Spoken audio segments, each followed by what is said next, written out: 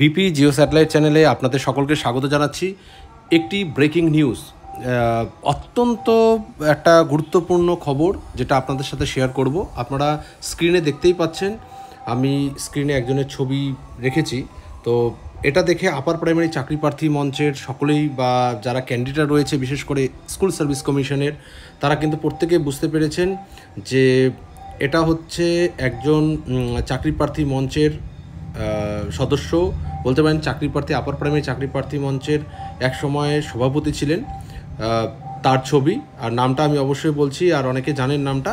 তো অ্যাকচুয়ালি কেন এই ছবি নিয়ে আলোচনা করছি, বা শুধু এটাই নয়, এখানেও দেখতে পাচ্ছেন আমাদের এখানে রয়েছে দেবাংশুর ছবি। তারপর আমরা জানি ইনি হলেন সায়ন ব্যানার্জি এবং আমাদের প্রাক্তন বিচারপতি, আমরা সকলেই চিনি, তিনি হলেন অভিজিৎ গঙ্গোপাধ্যায়।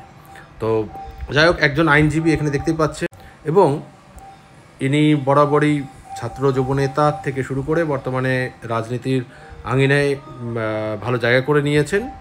দেবাংশু তৃণমূলের ক্যান্ডিডেট হয়ে দাঁড়িয়েছেন এবার তমলুকে।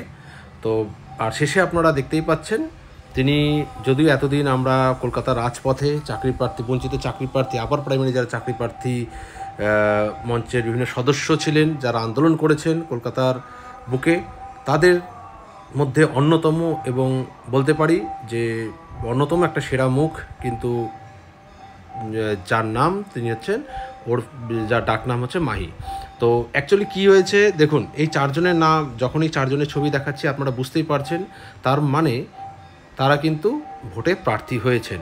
তো অনেকেই স্বাভাবিকভাবে বিচারপতি, আমাদের প্রাক্তন মাননীয় বিচারপতি অভিজিৎ গঙ্গোপাধ্যায়ের নাম আগেই শুনেছিলেন যে তিনি ভোটে প্রার্থী হচ্ছেন বিজেপির থেকে।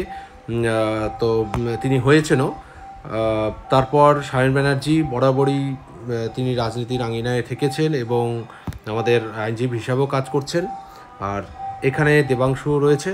তো এই দেবাংশুর নামও আপনারা জানেন, কিন্তু ইনি অর্থাৎ আমাদের যিনি চাকরি প্রার্থী মঞ্চের এক সময় সেই মুখ ছিল এবং বর্তমানেও কাজ করবেন বঞ্চিত চাকরি প্রার্থীদের সাথে, এমনটাই বলেছেন।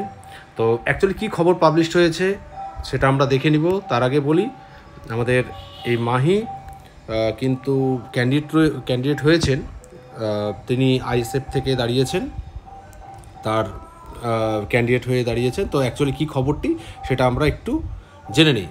দেখুন, আপনারা জানেন যে অভিজিৎ গঙ্গোপাধ্যায় কিন্তু বিভিন্ন রকম, আমাদের যখন বিচারপতি হিসেবে ছিলেন তখন কিন্তু তার বিভিন্ন পর্যবেক্ষণের নির্দেশ, সেটা আমাদের যিনি এসএসসির নবম, দশম, একাদশ, দ্বাদশ, আপার প্রাইমারি হোক বা প্রাইমারি হোক, বিভিন্ন রকম নির্দেশ পর্যবেক্ষণের জন্য কিন্তু তিনি সবার কাছে অনেকটাই জনপ্রিয়তা, এবং তার সাথে সাথে তার নির্দেশ কিন্তু অনেকটা আমাদের গ্রহণ করেছিল এক সময়। তো যাই হোক, সেখান থেকে কিন্তু তিনি রাতারাতি একটা জায়গা করে নিয়েছিলেন। তো বর্তমানে তিনি বিজেপি প্রার্থী হিসাবে দাঁড়িয়েছেন, বিচারপতির পদ থেকে সরে গিয়ে। তা মাহিরুদ্দিন আহমেদ, এখানে যার ছবিটি দেখতে পাচ্ছেন, এনার নাম হচ্ছে চাকরি প্রার্থী, ইনি একজন আমাদের আপার প্রাইমারি চাকরি প্রার্থী মাহিউদ্দিন আহমেদ, তার ডাকনাম মাহি, এবং ফেসবুক আইএসএফ থেকে ক্যান্ডিডেট হিসেবে দাঁড়াচ্ছেন। তো সেখানে এটা শোনার পরে কিন্তু অনেকের মধ্যে শোরগোল পড়ে গিয়েছে।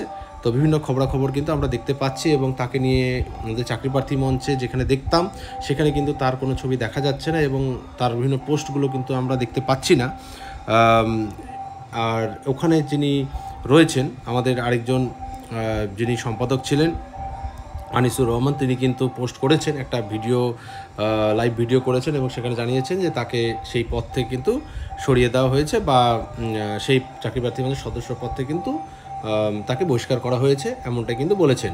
তো সেখানে রাজনীতির যাতে কোনো রং না লাগে এমনটাও তিনি জানিয়েছেন চাকরি প্রার্থী মঞ্চের সমস্ত সদস্যদের, সেটা ভিডিওটা আপনারা দেখেছেন। তা যাই হোক, মানে অ্যাকচুয়ালি কি হয়েছে দেখুন, 2016 সালে আপনারা জানেন আইএসএফ প্রার্থী যিনি এখন বর্তমানে আইএসএফ প্রার্থী মাহি, 2016 সালে কিন্তু তৎকালীন বিচারপতি অভিজিৎ গঙ্গোপাধ্যায়ের এজলাসে কিন্তু মামলা করেছিল প্রথম, আর তখন উচ্চ প্রাথমিক নিয়োগের কিন্তু প্রথম এই মামলায় স্থগিতাদেশ আসে এবং সেই মামলা এখন বর্তমানে আপনারা জানেন যে এখনও চলছে এবং শুনানি চলছে এবং উচ্চ প্রাথমিকের কিন্তু ফার্স্ট ফেজ কাউন্সেলিংও হয়ে গিয়েছে, তো সেটা কিন্তু প্রসেসিংয়ে রয়েছে নিয়োগের। তা এই বিচারপতিদের ভোটের দাঁড়ানো নিয়ে যখন মাহিকে বলা হয় তখন যেটা জানা যায় যে বঞ্চিতদের কথা তুলে ধরতে কিন্তু তার এই সংসদীয় রাজনীতিতে আসা, যারা আপার প্রাইমারি বঞ্চিত বা যারা বিভিন্ন ক্যান্ডিডেটরা বঞ্চিত রয়েছে তাদের কথা তুলে ধরার জন্যই তিনি রাজনীতিতে আসা। আসলে আইনি দোহাই দিয়ে আমাদের নিয়োগ আটকে রয়েছে, অনেকে আমাদের ব্যবহারও করেছেন। চাকরি প্রার্থীদের কথা তুলে ধরার মতো পরিবেশ ওই কেন্দ্রে তৈরি হয়েছে, ওখানে চোর বিচারপতি থেকে আইনজীবী সবাই রয়েছেন। এই কথাটি কিন্তু খোদ মাহি বলেছেন। লাইনটি আবার পড়ে শোনাচ্ছি, বঞ্চিতদের কথা তুলে ধরতেই সংসদীয় রাজনীতিতে আসা। আসলে আইনি দোহাই দিয়ে আমাদের নিয়োগ আটকে রয়েছে, অনেকে আমাদের ব্যবহারও করেছেন। চাকরি প্রার্থীদের কথা তুলে ধরার মতো পরিবেশ ওই কেন্দ্রে তৈরি হয়েছে, ওখানে চোর বিচারপতি থেকে আইনজীবী সবাই রয়েছেন। তো ভোটে দাঁড়ানো নিয়ে তার দাবি যেটা, সেটা হচ্ছে শুধু চাকরি প্রার্থী এবং বাংলার বেকারদের হয়ে তিনি প্রতিনিধিত্ব করছেন, কোনো সূত্র বা সমীকরণ কিন্তু রাজনীতির এখানে নেই, জাস্ট কথাগুলো তুলে ধরার জন্যই তিনি প্রার্থী হয়েছেন। আর তাহলে তমলুক লোকসভা আসনে কিন্তু তিনি প্রার্থী হয়েছেন। দেবাংশু ভট্টাচার্য রয়েছেন তৃণমূলের, বিজেপি থেকে অবসরপ্রাপ্ত বিচারপতি গঙ্গোপাধ্যায় রয়েছেন, আমাদের বাম প্রার্থী তরুণ মুখ পেশায় আইনজীবী সায়ন বন্দ্যোপাধ্যায় রয়েছেন।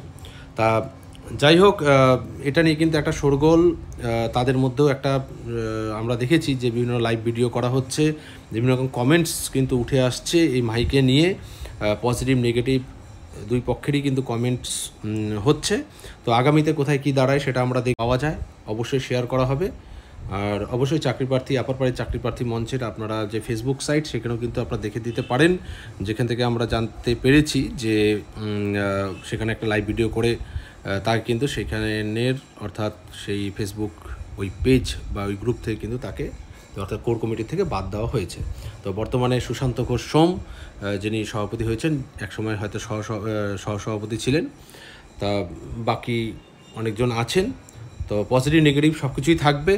তো রাজনীতি ময়দানে এবার দেখতে হবে যে কি হয়, অর্থাৎ ভোটের পরে আমাদের এই নিয়োগ ব্যবস্থাটা কতদূর প্রক্রিয়া কতদূর চালিত হয়, সুষ্ঠু ব্যবস্থার মধ্য দিয়ে কবে সকলে সুন্দরভাবে শিক্ষকতা চাকরিতে জয়েন করতে পারে, যোগদান দিতে পারে নতুন জায়গায়, সেটাই দেখা। ধন্যবাদ সকলকে।